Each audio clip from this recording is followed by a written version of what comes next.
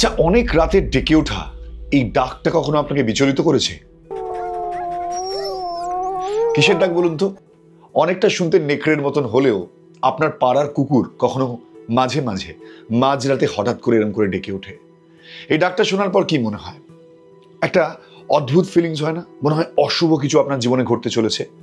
অনেকেই কথায় কথায় বলেন এই ধরনের ডাক শোনা মানে কোনো প্রিয়জনের মৃত্যু ঘটতে চলেছে খুব শীঘ্রই।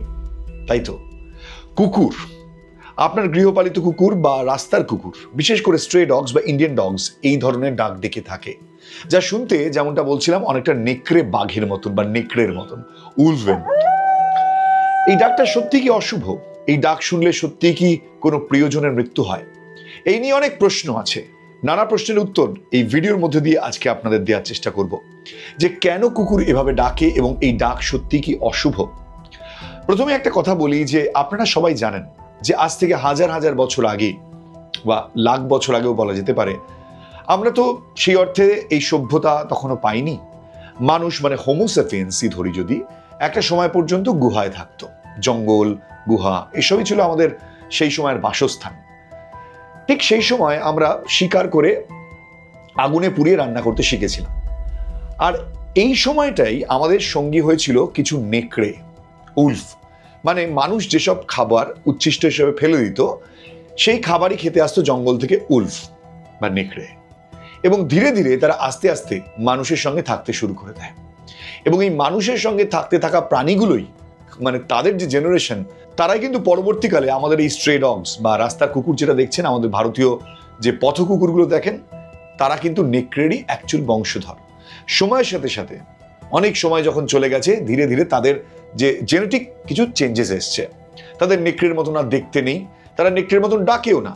কিন্তু এত হাজার বছর ধরে সেই প্রাণীগুলো মানুষের সঙ্গে থাকতে থাকতে থাকতে থাকতে একসময় মানুষ লক্ষ্য করেছে যে এই প্রাণীগুলো আমাদের অনেকটা কাছের হয়ে যাচ্ছে, এমনকি আমাদের আশ্রয় দিচ্ছে, আমাদের সঙ্গে থাকছে, আমাদেরকে রক্ষাও করছে।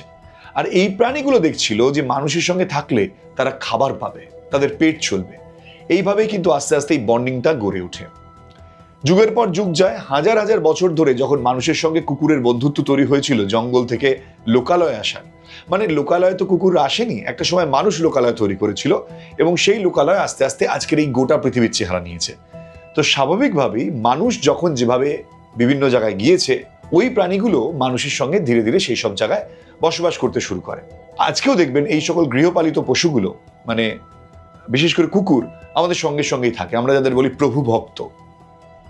সময় বদলে গেছে, এত হাজার বছর যুগ পরেও এই কুকুরদের যে জিন বা জেনেটিক যে ফ্যাক্টরস গুলো রয়েছে, তার মধ্যে একটা নেকড়ের স্বভাব কিন্তু এখনো পর্যন্ত রয়ে গিয়েছে। তা হলো এই আওয়াজ।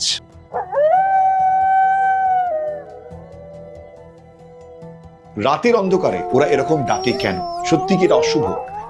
আসলে নেকড়ে তার যে চরিত্র, সেটা হলো অনেক রাতে যখন সবকিছু শুনশান হয়ে যায়, তখন এই ধরনের প্রাণীগুলো একে অপরের সঙ্গে কমিউনিকেশন তৈরি করে, কমিউনিকেট করার চেষ্টা করে যে তারা তাদের যে এরিয়া বা টেরিটরি, আমরা যেমন বলি না যে কুকুর নিজ নিজ গলিতে বাঘ হয়, কুত্তা আপনি আপনি গলি মে শের হতে। তো অ্যাকচুয়ালি কুকুররা হচ্ছে টেরিটোরিয়াল অ্যানিমাল। এরা যে সকল এলাকায় থাকে, কয়েকটা দলে মিলে থাকে। তো তারা কি করে, একে অপরকে এই ডাকের মধ্যে দিয়ে কমিউনিকেট করার চেষ্টা করে যে তাদের এরিয়া সেফ রয়েছে। এটা কিন্তু ওরা ইচ্ছাকৃত করে না, এটা ওদের ওই যে পূর্বপুরুষ নেকড়ে, সেখান থেকে জিনগতভাবে ধীরে ধীরে ধীরে ধীরে চলে এসছে। একটা কুকুরকে জেনারেলি আপনি সবসময় কিন্তু মুখ উঁচু করে ওই উকে ডাকতে শুনবেন না। জেনারেলি ওরা রাতের বেলা এই ধরনের ডাক ডাকে এবং সেটা শুনতে খুব কানে লাগে। তো আমরা এই ধরনের ডাক অতীতেও শুনেছি। আজ থেকে কয়েক হাজার বছর আগে আমরা যদি দেখি যে নেকড়ের ডাক যখন আমরা শুনতাম, সেটা কিন্তু আমাদের খুব ভয় লাগতো, কারণ নেকড়ে একটা খুব হিংস্র প্রাণী। তো সেখান থেকে মানুষের মধ্যে ভীতি ছিল। পরবর্তীকালে জেনারেশন যখন এই কুকুরের সঙ্গে আমরা থাকতে শুরু করি, দেখি কুকুর অতটা হিংস্র নয়, কিন্তু সেই কুকুরের মধ্যে এই নেকড়ের প্রবণতাটা রয়ে গেছে এইভাবে ডাকার। এই ডাকের অন্যতম কারণ, যেমনটা বললাম, কমিউনিকেট করা। তার সাথে সাথে এরা যদি কোনো ভয় ভীতি এদের মধ্যে তৈরি হয়, তখনও কিন্তু এই ধরনের ডাক ডাকে। এমনকি কোনো পোষা কুকুর যখন একাকিত্বে পড়ে যায়, তখনও এই ধরনের ডাক সে ডাকতে পারে। এটা সম্পূর্ণ তাদের জিন থেকে আসে। দীর্ঘ সময়ের পরেও সময় পরিবর্তন হয়েছে, কিন্তু সেই জেনেটিক যে ক্যারেক্টারিস্টিক, সেটার কিন্তু বদল কুকুরের মধ্যে হয়নি। তাই কুকুরের এই ডাকের সঙ্গে আপনার জীবনের শুভ অশুভর কোনো লক্ষণ নেই, মানে কোনো কারণ নেই, কোনো লিঙ্ক নেই। কুকুর এটা ডাকে শুধুমাত্র তার যে দীর্ঘ সময়ের অভ্যেস, সেই অভ্যেসগত কারণে প্রজন্মের পর প্রজন্ম এই ধরনের অভ্যেস চলে যাচ্ছে। এর সঙ্গে আপনার প্রিয়জনের মৃত্যুর কোনো যোগ নেই। তাই আগামী সময় যদি কোনো কুকুরকে এই ধরনের ডাক শুনতে দেখেন, তাহলে প্লিজ বোঝার চেষ্টা করুন যে ওরা কিভাবে কমিউনিকেট করার চেষ্টা করছে একে অপরের সঙ্গে। এটা অ্যাকচুয়াল কারণ, প্লিজ বিলিভ মি, এর পেছনে আর কোনো কারণ নেই। তাই যখনই এই ধরনের কুকুরের ডাক আপনি শুনবেন, তখন মানুষকে সচেতন করার চেষ্টা করুন। বলবেন যে না, কুকুর নিজের টেরিটরি রক্ষা করার চেষ্টা করছে, মানে এলাকাকে নিজের দখলে রাখার চেষ্টা করছে, বা সে একা হয়ে পড়েছে, বা অন্য কোনো প্রাণীর উপস্থিতি সে নিজের এলাকায় টের পেয়েছে, সে কারণেই এই ধরনের ডাক সে ডাকছে। সে কিন্তু এটা কাঁদছে না। আমরা বলি এটা কুকুরের কান্না, এটা একদমই কাঁদে না কুকুর। এটা কিন্তু কুকুর একে অপরের সঙ্গে যোগাযোগ করার চেষ্টা করে। ঠিক এই ধরনেরই ক্যারেক্টারিস্টিক আপনারা দেখবেন শিয়ালের মধ্যে রয়েছে। শিয়ালও এই যে আমরা বলি না হুক্কা হুয়া, এটা কিন্তু অ্যাকচুয়ালি ওই উ করে যে ডাকটা তারা ডাকে, এটা নেকড়ে থেকে এসেছে। এবং এই প্রজাতির প্রাণীরা এই ধরনের একে অপরের সঙ্গে মুখের ডাক দিয়ে কমিউনিকেট করার চেষ্টা করে। যেমন আমরাও যদি দেখি যে আমরাও মানুষরা যারা জঙ্গলে থাকে, তারাও কিন্তু মুখে আওয়াজ করে একে অপরের সঙ্গে কমিউনিকেট করার চেষ্টা করে। তো এটা একটা সাধারণ ক্যারেক্টারিস্টিক, এর মধ্যে কোনো ধরনের অতিনাটকীয়তা বা কোনো ধরনের খারাপ আপনার সাথে ঘটার লক্ষণ নেই। তাই এই ধরনের কুসংস্কার থেকে নিজেকে দূরে রাখুন। একদমই এই ধরনের সংস্কার যেটা নয় তাতে বিশ্বাস করবেন না। কুকুর আমাদের খুবই প্রিয় এবং কাছের প্রাণী। কুকুর হচ্ছে মানুষের খুব কাছের এই কারণে, কারণ মানুষকে সবচেয়ে বেশি যদি কোনো প্রাণী বুঝে থাকে, তা হলো আমাদের এই কুকুরগুলো, যাদেরকে আমরা বলি প্রভু ভক্ত।